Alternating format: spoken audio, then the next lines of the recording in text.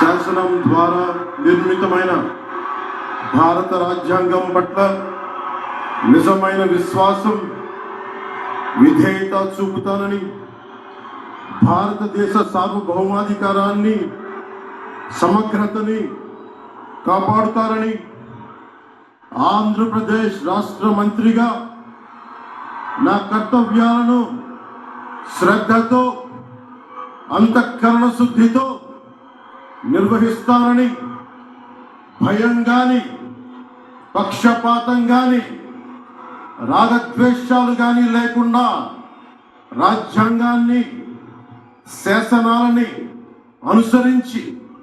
ప్రజలందరికీ న్యాయం చేకూరుస్తానని